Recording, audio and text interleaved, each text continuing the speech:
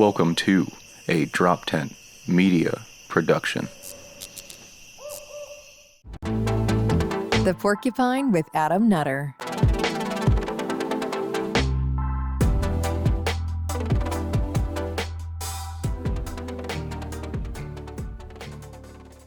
Yo, what's up, everybody? Real quick again. First off, hit me up on Twitter, Facebook, Instagram, TikTok at Adam Nutter and Adam Nutter Comedy. July 10th, if you are in the Philly area, Chalfont, Pennsylvania, at the Pop In, we are bringing back our monthly stand-up show. Tickets are on sale. They are already selling. I'm telling you, get them now. They will go out. Go on droptent.com for tickets or my personal social media. The link's up there. Go get them. This episode of The Porcupine, we did a swapcast with a super awesome guest. He's a comic, big conspiracy guy. Has like 1,000 podcasts. Tinfoil Hat, Broken Simulation. He had me on his Patreon episode, so it was super cool. So we're doing a little swapcast. This is coming out like 2 weeks from when we recorded it. But guys, I want to introduce Sam Tripoli. Referred to me by one of my favorite people out there, Monica Perez. So she's saying you're great. That's all I need to hear. So I'm very excited. I believe his podcast is called The Porcupine Podcast. Yes, sir. And I'm very excited. Please welcome to the show for the first time of hopefully many, Adam Nutter. How are you, Adam? Yo, Sam, thanks very much for having me on, and I guess vice versa, technically. Yeah. Thanks for having me on yours. Thanks for having man. me on you. Blah, blah, blah. All that good stuff. Turn that off. How are you, brother? Good, man. Just trying to stay busy, trying to do as much comedy during the quarantine and all that stuff, and did a decent amount of shows last year, and now everything's picking Where back are you up. out of? Originally New York. Now I'm outside of. Now we're in Philly right now. Where the studio's at. I live right outside of Philly. Philly, dude. Yeah. Philly. Yeah. It was so crazy when people were gonna like riot in Philly. I'm like, those people will cut you, bro.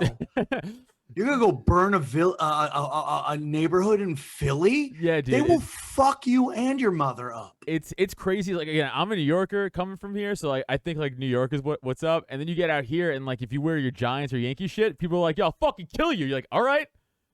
Dude, I'm with you on that.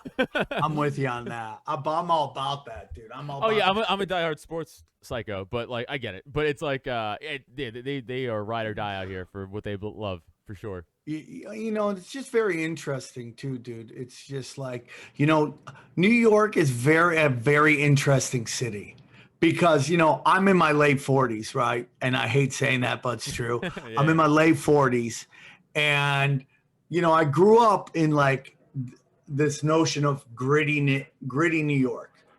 And, and this isn't like hating on New York because I feel like this happened to the entire country. But like during this whole COVID thing, we saw like this kind of like fake punk rock facade kind of fall to the side. And like people were considered savages, like kind of just started following the rules and doing what they're told and allowing like neighborhood businesses to be taken out. Now I did open up rallies. That's the extent to what I do. Like I don't believe in violence until there needs to be violence. And if that day comes, and I don't think it's going to, I think we, the people, have all the power. But if that day does come, that day will come. But, for me, I just felt like so many people that were like my heroes kind of let me down during the whole thing. New York became like a weird wasteland. Like again, coming from there, doing comedy there, or even just not doing comedy, just living there, and it's like it was filled with like actual life, and like the streets were awesome, and like nighttime was great, like you could do anything. And then I just drove through there not too long ago, and like everything's boarded up, and not the places that should be boarded up. It's like Fifth Avenue. It's like boarded up. It's like, the rich part's boarded up. Oh, New York's fucked. And people are like, it's coming back. I'm like, I don't know, man. They lost the Senate seat because so many people left. Pennsylvania too. Really? Yeah. Or Congress, or whatever seat you lose. Yeah, New York, Pennsylvania. Like we lost like representation in the government because so many people left the states. Well, the question is, do businesses want offices? If they want offices, New York has a chance. If they don't, like everything about New York in terms of like every shot is like just a street full of people bustling, going in and out of what? Office buildings. Yep. Yeah, and now the thing too, and this is the thing with like COVID is like everything else aside, all the non-conspiracy stuff, the conspiracy stuff, the real stuff, the fake shit aside, it's like real events still come out of that, right? And one real event that came out of like the whole COVID thing was businesses like, we waste a lot of money in offices that we don't have to. Yeah, and they cut 100%. back. So like, you know, my wife, she, on the side, like she likes to do babysitting because like easy cash, and she's having a hard time finding gigs because so many parents are like, well, we're working from home now permanently because offices are like, fuck it, why waste the money? No, I completely understand that. So it's if a that complete happens, other change of how people Yeah. operate. Yeah, it's wild, especially Ecosystems are going to change in terms of business, dude. Like trickle down, where it's like, I get this job, I can't be there, so you got to be a babysitter. That changes a lot of things. Custodians in offices, secretaries, all that stuff, they don't exist like they used to. And it's just very interesting. You know, I live in LA, man, for right now. I don't know how long it will last. You know, I have my sights possibly set on Nashville, you know, but I'm debating, you know, like where I want. It's more about because I have twin daughters, like where I want them to go to school. But it's if you go down, like I have a podcast called Broken Simulation. Yeah. And it's basically I used it because I couldn't get up. I had to find out ways to write new jokes. And it's very weird because I've been doing like headliner spots on the road, and like I'm not used to going up in these like showcase spots, right, which I want to use as writing things for sure, writing sessions. But everybody's just bringing out their fucking big guns and just that is the one thing that is like very crazy about the Comedy Store. Like what it was like, I want to do a doc on the Comedy Store when everybody called it dead, right? Because it was the greatest time ever for art, for the art of stand-up comedy. You will never get more pure than when nobody was going to the Comedy Store and Mitzi was barely hanging on. Right. Love and respect. Without her, there would be we would not be having this conversation. So I'm all love to all the shores, but she was like the inmates were running the asylum, and it was like, do your set, do a little blow, bang a chick, go to fuck home. That was it. But it was comedy, man. You were able to go up, fail. It was a really wonderful fucking time. So now I've been like, I had to start Broken Sim, and I've been walking around like Hollywood Boulevard. And the one thing about Hollywood Boulevard is that it reminds me of all the movies of New York City in the 70s, like super. Oh gritty. yeah, before the Giuliani days. Yeah, it's all shady ass shit now, and I'm all about that action. And maybe in that, it's like we kind of get back to some real shit. I don't know, man, but like I don't know, man. It's just interesting times. I know you got some questions you want to bring up. I kind of want to jump to another. Yeah, go do whatever you want to. I don't care. There's no order. It was just a bunch of stuff I thought you'd find interesting to talk about. So you and I both do comedy. You asked and we think a little different than our peers. How's that affected us? Yeah. And you know, I would be lying to you if I said there was no kind of weirdness. I do believe, you know, like very little people ask me to do their shows now. They're independent shows, anything else. I don't get asked to do it. And to be honest with you, if I wasn't on the road headlining, doing tinfoil hats, doing my own weekends, that might affect me. It just, I don't care anymore, but it's glaringly obvious. And I don't care, man. I'm here to slay political correctness. Yeah. My set right now is, what don't you want me to talk about? I'm going to talk all about it. And you're going to see that your ears aren't going to bleed and the walls aren't going to catch fire. And that's kind of what my comedy is right now. I used to get, at the beginning, I would be accused. I love that I'm interviewing you and I'm just talking the whole time. No, you're good, dude. That's why I'm the worst interviewer ever. But I'll end here is that I got used to get accused of trying to be shocking for the sake of shocking, and which isn't true. Right. I was always talking about my life, and I was just real raw and real with it, you know. And that's kind of how I am right now on stage. There's this notion that if you talk about black people, gays, women, anybody, you know, it's automatically offensive. And I'm like, that's not equality. Right. Equality is like the more you're in, the more shit you get. And like, I'm not going to change that rule because you on the left, these fucking progressives, want a monopoly on everything. Yeah. Yeah, I tell people all the time, like, again, I grew up in New York. I grew up playing football my whole life, and I grew up playing with mostly black kids and obviously other white kids, and everyone would just bust on each other for nonsense. But we were all, it's like, it's out of love. Like, no, if people heard what we said to each other in locker rooms now, dude, you wouldn't be talking to me. You know what I'm saying? And like, they wouldn't have a career either. Like, no one would. Like, it was, but we all loved each other. We all hang out. It's like, it was just bonding. But dude, if I don't text you the word faggot, you're not my friend. yes, dude, I say that word. I told that to my friends all the time. I say it all the time. I'm like, that's how I know I could trust you. Right? Like, that's what it is, dude. And I have a joke in which I say the M-word, you know, and it's about the time Paul Mooney called me nigger. Right. And I couldn't stop laughing at it. And they cut it out of the Comedy Store thing. They've cut it out of podcasts before. But it's a true and story. It's just like, Paul Mooney called me nigger, and I couldn't stop laughing about it. And I don't understand why I can't talk about the guy who's known for the N-word calling me the N-word. Yeah.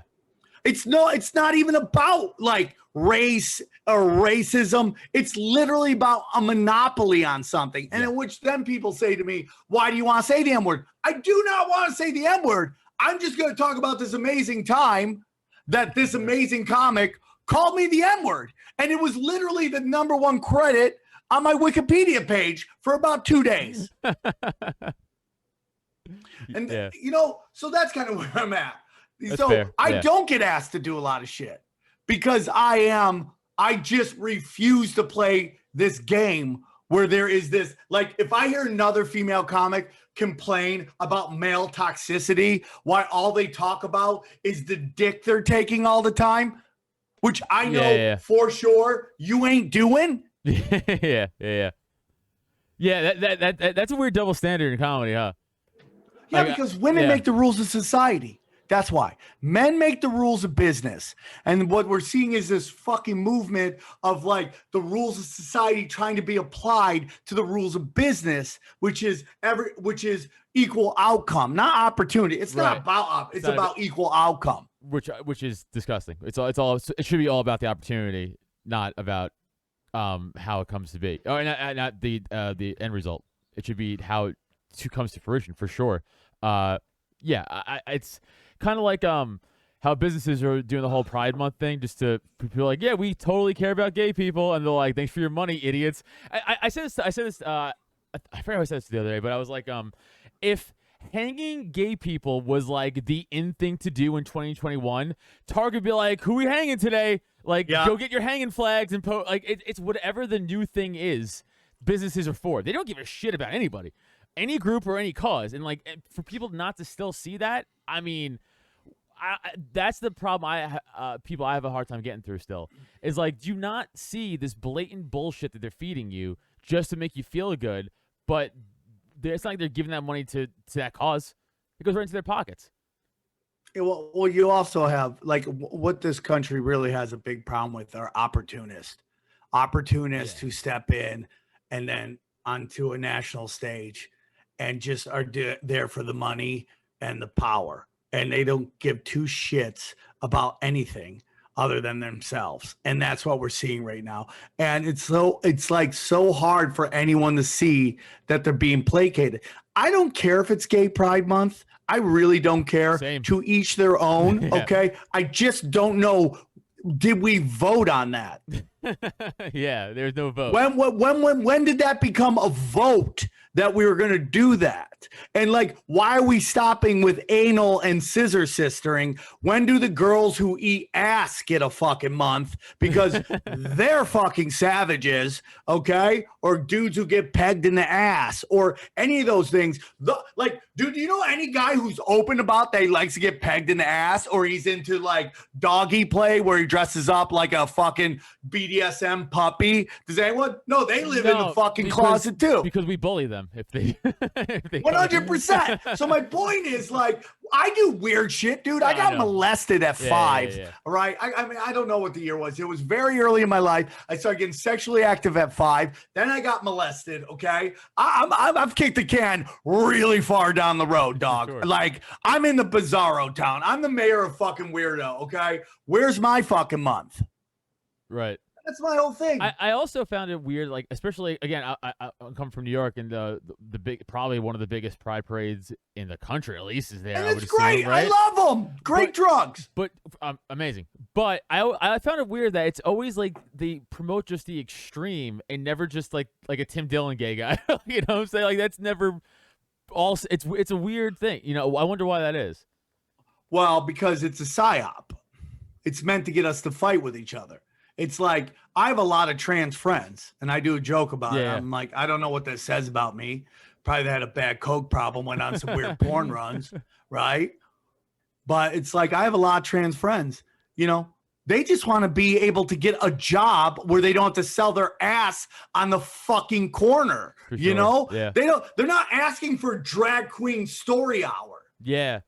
Well, I that's the thing that I'm sure you'll agree with, that it's always like super white progressives who aren't even part of that group, who are the ones who are like touting about that group. Like, they need more. They're like, we're actually fine.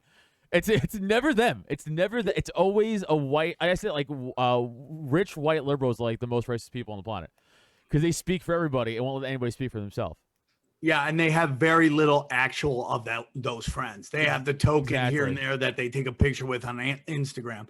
But, you know, everything they rail against, like they rail against systematic racism when their fathers and their grandfathers built that system. Yeah. Oh, what was that senator or governor who just got caught? A Democratic guy up in the Northeast, I think it was Massachusetts, where his wife like helps found or start or funding like an all-white country club. And they asked him about it, and they're like, "Hey, you gonna like leave this?" He's like, "Okay." I just kind of walked away. Well, that's the Camilla Harris. Yeah, he was like, "Hey, you know, it's an institution." And just kept going. It's like, yeah, because no one, the D, the R's, it doesn't matter. It's not about that. It's about money. It's about power. It's about money and power and feeling and more. That's real white guilt. Okay, right. It's like it's like BuzzFeed, Vice. Their whole job is trying to convince America that they're rich white kids trying to convince America that poor white kids are the fucking problem. Yeah, when it's just like it's their dads and their grandfathers are the real problem. And then, it's like there's a lot of great opportunity for, diversity today. But the saddest part is, like, no matter how great they are, there's now a tinge of they're getting it because it's diversity. Instead of be like, hey man, I'm really fucking good. I could have got this on my own. I appreciate the opportunity, but now you're just discounting it as a fucking psyop and the scheme that people are just using to get us all to fight with each other. Yeah. It's about, again, they did a great job making it about everything but class warfare. They made it about race, about religion, literally everything but money. Because it's always the government loves to always push us against each other. And once we started like turning on government buildings or whatever, like in Oregon or even the White House, people were like, hey, that's enough. Like, it's like now the D's and R's get together all of a sudden once their institution starts to get threatened, and then you see the actual force they could use to push everybody out. Right. They're all mad at January 6th. Once the cathedral gets threatened. Yeah. They're all mad at January 6th, but they have no problems with rich kids basically committing the fucking purge for the year 2020, just getting arrested and then being let out like there's nothing to it. And that's really what we went through. So the whole thing is hypocrisy, and all I care about is just fucking rattling cages and seeing what the fuck we can... How angry can I get you before you realize you're fucking brainwashed and that everything you're worried about really isn't what matters, and it's not the real shit? And that's kind of what I work on stage. And I get stared at, man. I get stared at. But you know what? I'm going to sit in that shit because y'all know what I'm doing. and you're snickering at it because you know it's funny, but you're too. I mean, dude, I'm talking about crazy fucking shit on stage, and I'm all about that, dude. Actually, a few man, I want to say 3 years ago, my buddy Neil and I we went out to do some shows in L.A. like for a week, and obviously we don't know anybody at the Comedy Store. But we know some comics who know some people at the Comedy Store. We went to hang out. We saw you perform at the Belly Room, I think, or the OR. And you just brought your notepad up. And you're like, I'm just working on new shit. And I was like, all right. You gotta find somewhere, But dude. I know it was good. We dug it, but like it's just like I appreciated like because again, from all the stories I've heard from everybody else at the store, it's like killer after killer, night after night, and like doing their best to impress because it's fucking the store.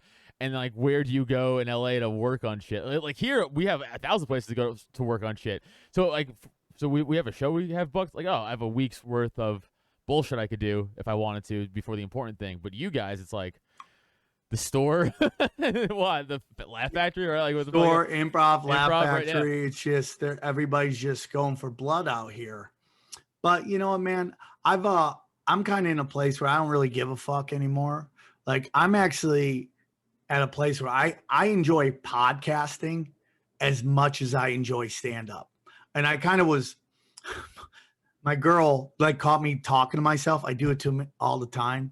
That's why I have 19 podcasts, because if I didn't, I would just be talking to myself. And I said, I might as well just put a camera in front of me and just put it out so it doesn't seem as crazy. But, you know, it's like I was just thinking the other day about if you put a gun to my head right now and said, you could either do stand-up or podcasting, one or the other.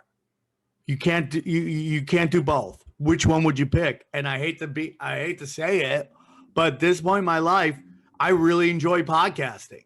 That's fair, though. Even though, I mean, it's an evolution, right? I mean, how long have you been in comedy? 20 fucking years? I've been doing comedy since about 1992 or 93. 92. Wow. Yeah, dude. I was 6 years old. Yeah, dog. Yeah, dog. And I didn't start making money till I was 43 years old. Yeah, man. Like real money. Right. Like real money. Like right. where I like, you know, it's like you always see young comics. They always have, I call them stripper eyes, like crazy eyes, like, oh, fuck. And then they suddenly, good things happen. You see them calm down. I've seen it happen with a bunch of people. Like Tony Hinchcliffe is a great example. Like I knew Tony when he was just coming up and he had just a wildling in his eyes. Right. And then, you know, he got a bunch of things and now he's kind of chill. I know that shit happened with fucking ping pong and shit, right? But, yeah. you know, he's really calmed down, you know. So 43 is when things started working for me. I practice something that I understand now, which is called model of abundance, which is what I was practicing. So back then, which is like take care of everything. You know, you get something, give it away, it will come back even more. So it took me a long time. So we're talking 21 years of just check to check. Damn, man, that's fucking rough. But like, I get it, dude. Grinding out to do what you love. But 43, man, that's I've only been doing comedy 9. I guess if you count the COVID year, 9 years. How old are you? 30. I'll be 35 in November. Yeah, dude, you're fine. You're doing great. All right, my producer's also comics just laughed at me. Fuck you, Jesse. I'm fucking laughing. He's like 2 years into comedy. Go fuck off. It's a wonderful time, dude. And Jesse right now, he's in the fucking mind of like, I'm gonna do it. That's where his eyes are at, and I'm already like, no, you're not. You're gonna be doing what we're doing, just grinding it out. Like 8 years later. The podcast, dude, is a game. It's like you don't know where it's gonna go, and this is like, dude. Have you ever heard of a guy on YouTube named Mr. Beast? Oh yeah, fucking yeah. That guy, everybody should look at what that guy does and go, and dude, and it's all respect and love to him, but it's like that guy just grinded on it, dude. Yeah. And just like got there. It's like nobody did it for him. He did it for himself. And so it's like when you do these shows like this is what we're talking about. This is the beginning. Now, I would love to get 50 to 70 million views on my shows, but what I talk about, that's not it. So it's like, you have to be like, I want to do this, this, and this. The universe might send you in a different direction, might just ping you over a little bit. So sometimes, man, it's like, I remember when Tinfoil Hat started moving, I couldn't sell a ticket to save my fucking life. I couldn't sell a ticket. And then I was just like, I just want to sell 100 tickets in a in the market. Boom, we started doing that. Then I was like, I just want to sell 300 tickets. Bam, I did that. Now I want to sell 500, and we're starting to do that. I don't really want to get into theaters, dude. I know that sounds crazy because then your head gets on a chopping block. I just want to say just below, it's like Colin Cowherd was talking about on the radio yesterday. He's like, I like my fame. I go to a fucking restaurant once in a while, get a free appetizer, and I'm good with that. That's kind of, because I like talking shit, bro, and I'm a fucking weirdo, okay? And those things lead to putting your head on a chopping block. Well, and I want to go there. No, I agree. Also, I feel like theaters, you lose that, especially what you're talking about. Like, you lose that intimacy, and like, the Greenwich Village Comedy Club in New York. Like, the actual yeah. Do you know Howie Dewey? Maybe no, definitely. The name's not ringing a bell. Howie He does. Dewey. He works there a lot. He's a buddy of mine. We do a podcast called Cash Daddies together. Oh, maybe that's where I know the name from that fucking podcast. Okay, that room though, even though it's like whatever, it's like the way it's like kind of low and it's tight, but it's wide, but it's like narrow. Vertically, like that's like a great room for comedy. Like I do like that dingy shit for maybe like no more than like 200 people. That's like I think is the best. I agree, dude. Yeah, the best environment for it, because then you just start to lose out. I totally agree, dude. I like that 200 seats when they're your fans. It's like Bill Burr used to say. It's like when you're not famous, everything's an away game. When you're famous, everything's a home game. It's like I just now started playing home games, and it's like a lot of fun. That's what I want to do. I'm just fucking batting hard away games. I'm fucking chipping away. I'm trying to keep a fucking. But you want to do all those, man. You don't want jump. You don't want jump levels. I don't care how big you get. It will come back and bite you in the ass at some point. Yeah. So it's like learn all the lessons now, and it's just like. You're 30, you're 35, you said? I'll be 35 in November, yeah. Yeah. I mean, like, I cannot explain to you. I can't stress this enough, how important to understand how long this journey is. It is so long. And I've seen so many people, and I want everybody to make $1 billion, bang supermodels, fucking, get black belts in every martial arts out there. I want everybody to do that. But man, I can't tell you how many people have fucking got shit in their 20s and 30s and are just lost in their 40s, man. And everybody goes through it. It is of my belief that the only people that aren't going to go through some shady shit are the Segoras. For some, I read energy really well. I just sense no darkness. Not that they're not going to have troubles. Or no, they apparently are made of fucking brittle bones. That is kind of crazy. Maybe that's the worst. I think that's it. I think they each break a bone. They're like Samuel L. Jackson and fucking Unbreakable. Yeah, and that's it. But everybody goes through something. You just do. It's just that's this realm we live in, man. So, it's just like it's a long journey, dude. And I know, look at Joey Diaz, Mark Maron, Ryan Sickler, all these Josh Wolf, all these people like really didn't hit till they were in their late 40s, early 50s. That's the beauty of the internet, man. Yeah. Is that if you just are authentic, man, people will find you. And I just think it's just like, I just love the internet. I'm so blessed. And it's just like, I like to talk to everybody about like, whatever you do, there's an audience out there. There's like, there's a subreddit for you. You just got to find that subreddit. That's so true. I belong to some ridiculous subreddits for fun. That's the question I did want to ask you. Out of all the conspiracies out there, what's one that you don't believe, but want to believe is true? Like, you know what I'm saying? That's a great question. Because you're a conspiracy theorist, I will answer this question. Okay, good.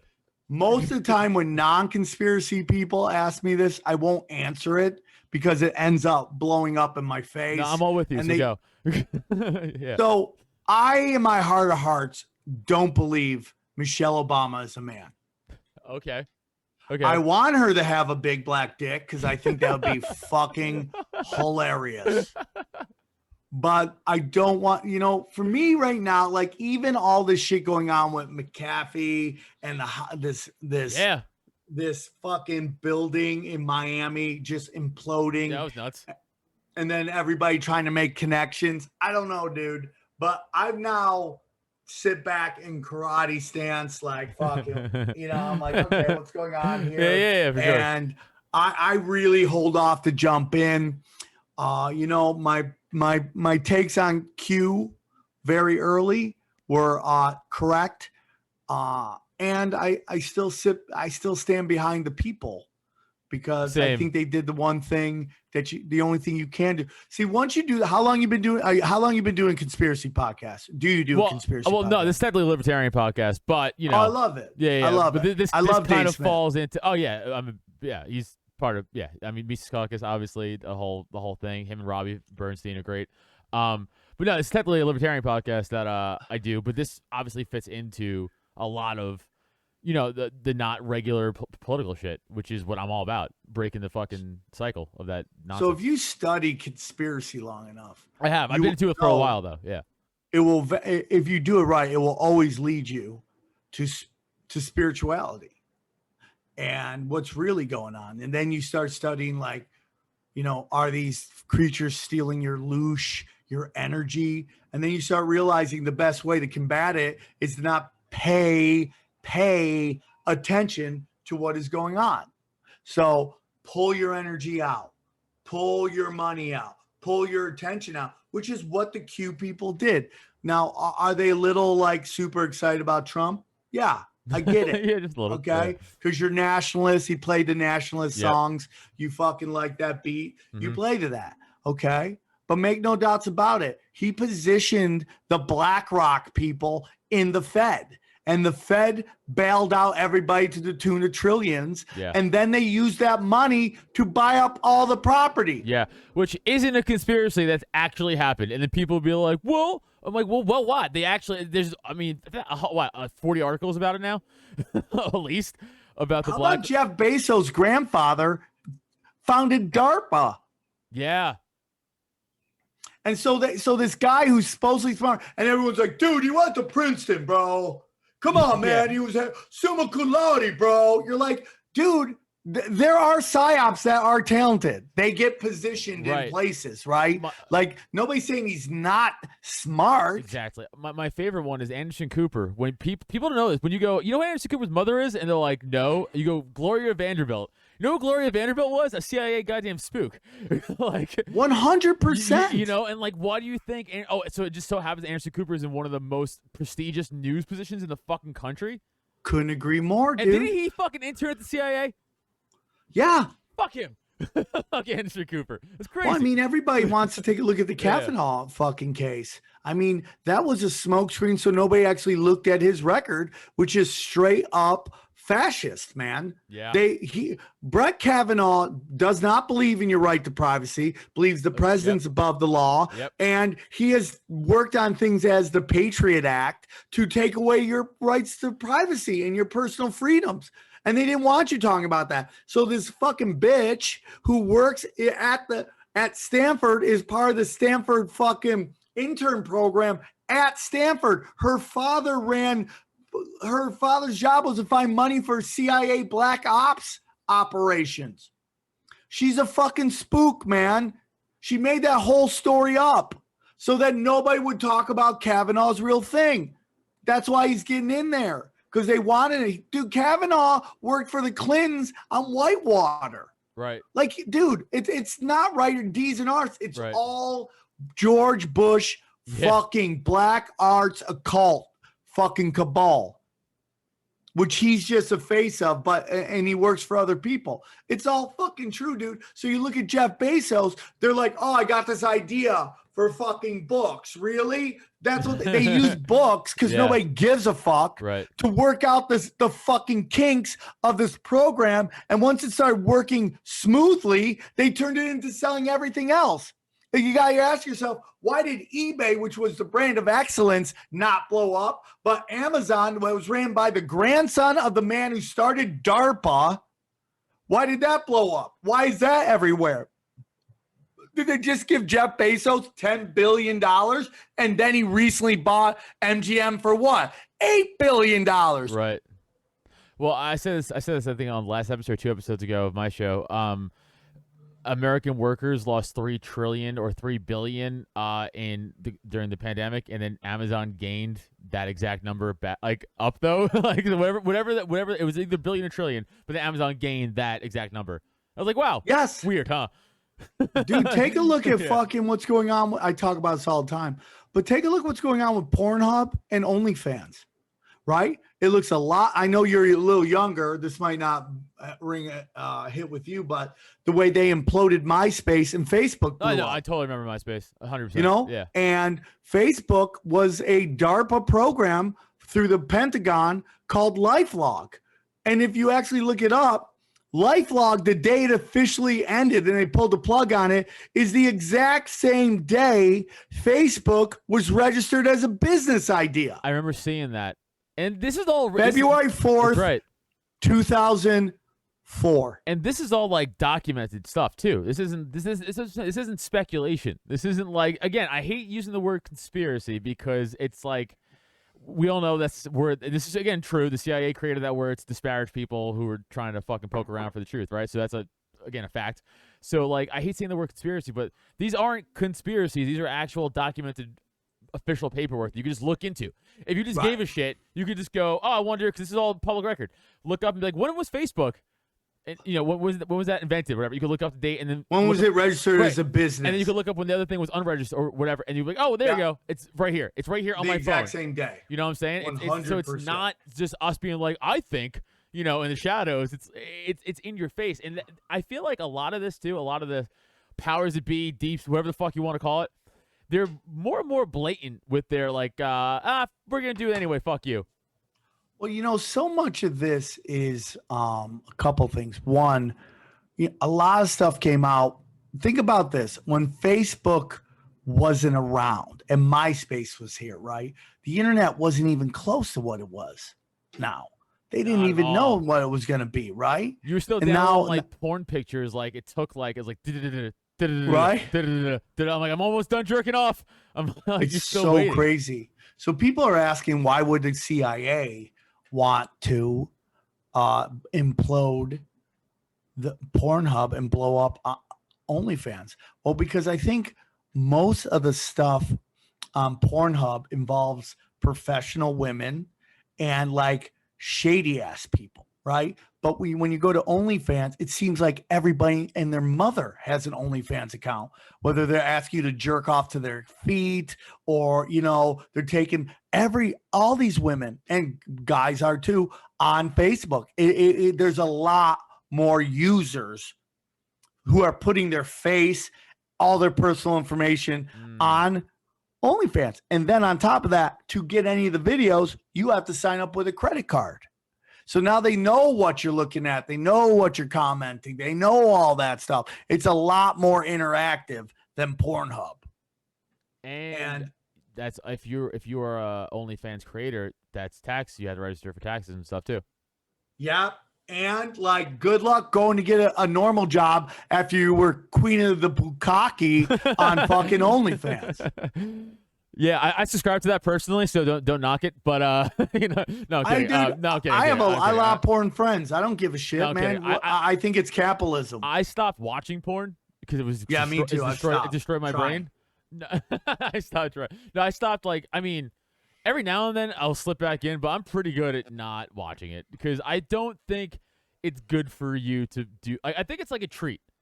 It should be like a treat, porn. Like, it should be like, oh, I'm gonna go there for like and like do this and like it's. But like, I think doing it every day, multiple times a day, is not good for your fucking brain. Oh, dude, I used to do speed and set high scores on Pornhub, dude. I literally would break Pornhub. I'm like, I've seen all these pornos. I'm just next, and that, dude, it's just and it warps you into that all this kind of stunt fucking is somehow normal shit. Yeah, I mean.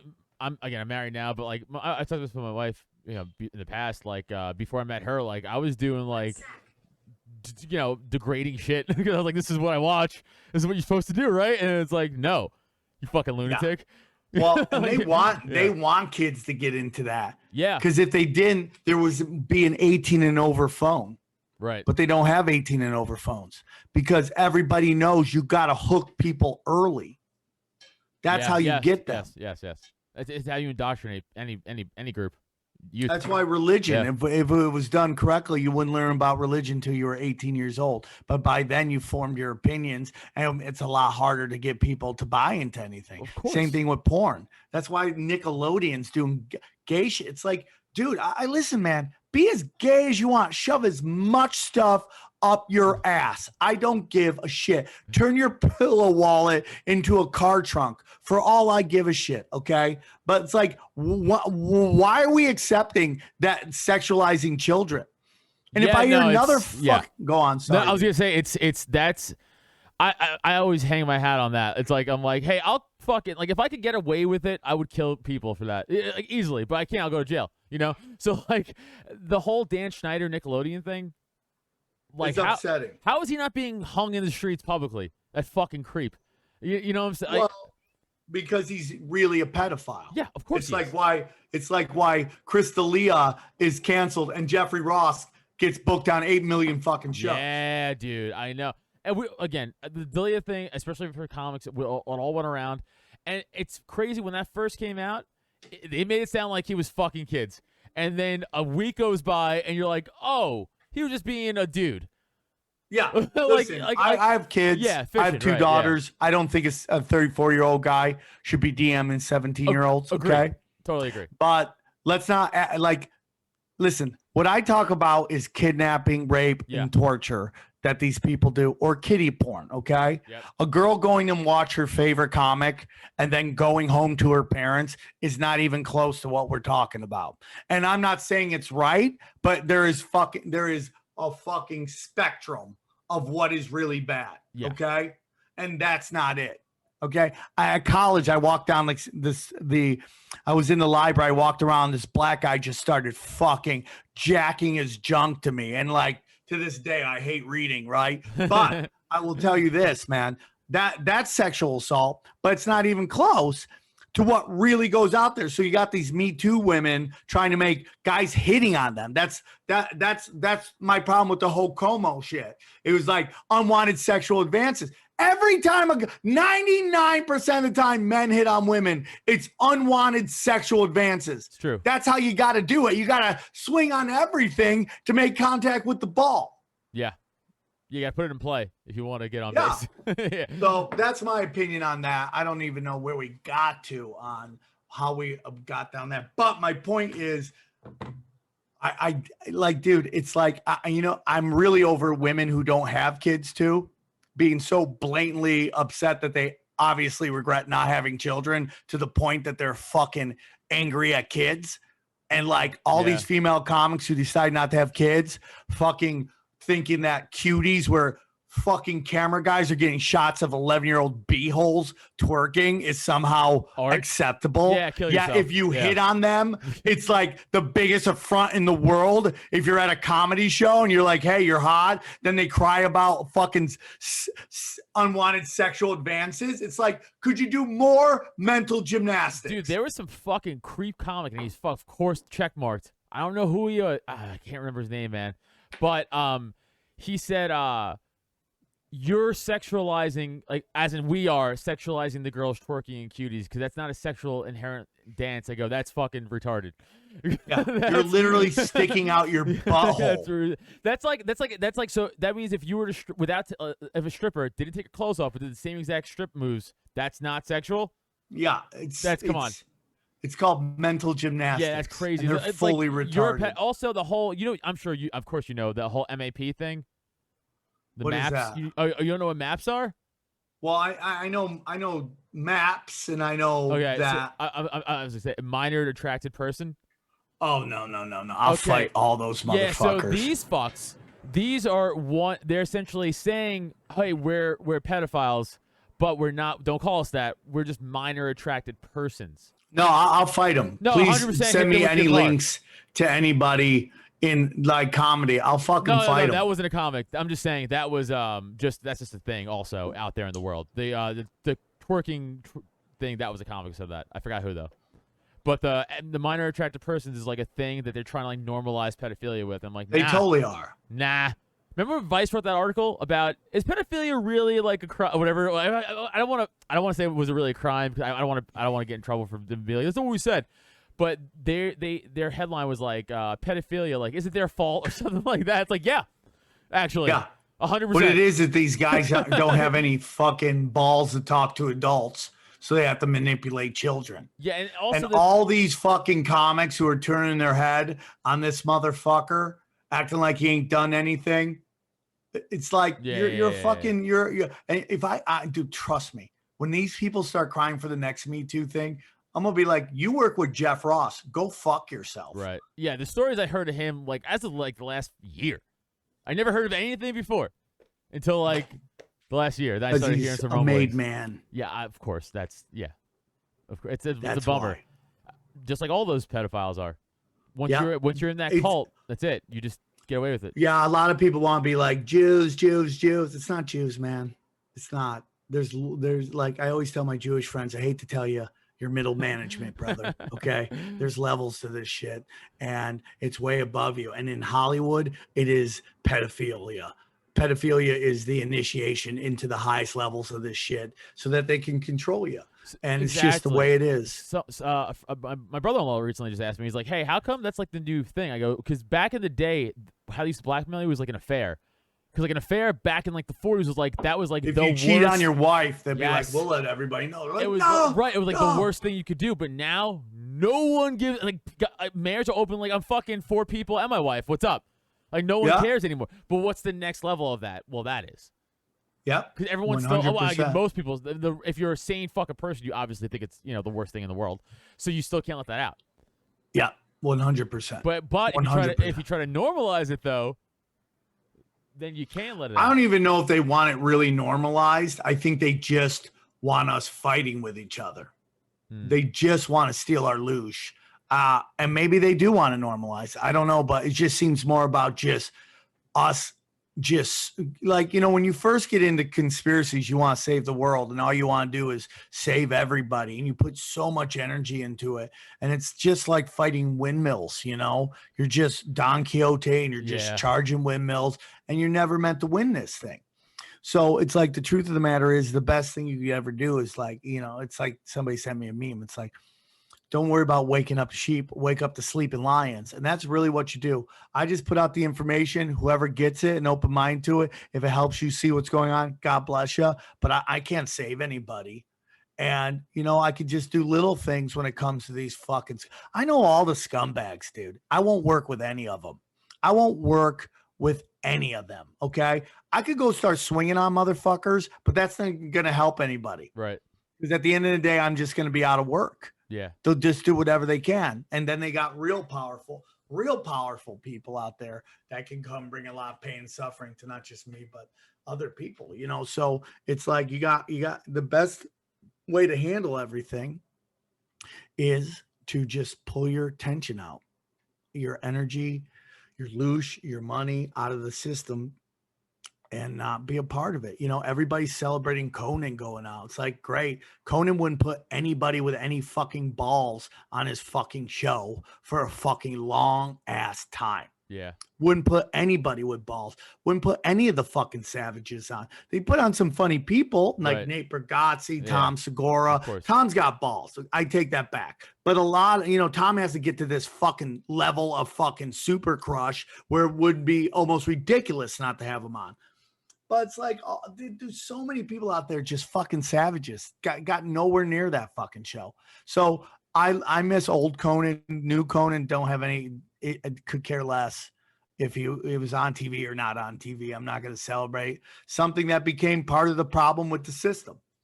And pull your energy out, man. And that's what you see going on, dude. When fucking Netflix loses a ton of cash because people are over cuties, when nobody's watching ESPN, nobody's watching any nobody.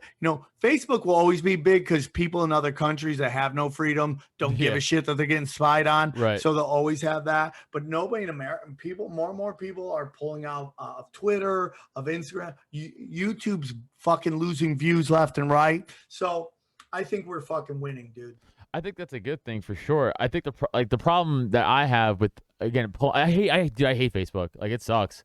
But again, I feel like our work, like we need social media to get our shit out there. So it's like, well, I'm on Facebook kind of just to be like, hey, check out my comedy, or like, hey, check out my podcast. Like, I'm not like engaging in fucking conversation on Facebook. Like, it's crazy. Twitter too, Instagram too. I use Twitter more than anything else, but like Instagram, I just post like, hey, it's my show day coming up, or hey, it's my podcast. I just follow hot asses on Instagram. That's literally the only reason I'm there. Oh, dude, my social media feeds are just like it's sports, comedy, and hot chicks. It's like that's all it is, libertarian stuff. That's it. That's all it is. I think it's also harder to fake profiles on there. So, dude, I got jam, man. Yeah, no, for this sure. has been a fun, long conversation. Yeah, I had a great time. Adam Nutter. Yes, sir. We could do it again very soon. For sure, I don't know how much conspiracy we got into and how much talking you did. It was more me yelling at you through Zoom. That's kind of what the show was. I enjoyed it, and this was a great time, and I appreciate you doing it, or having me, or whatever, this Swapcast, for sure. Thanks for listening. Find Adam on social media, Twitter and IG at Adam Nutter, or Facebook and TikTok at Adam Nutter Comedy. And for podcasts and merch, check out www.droptent.com. Don't forget to rate, review, and subscribe so you never miss an episode.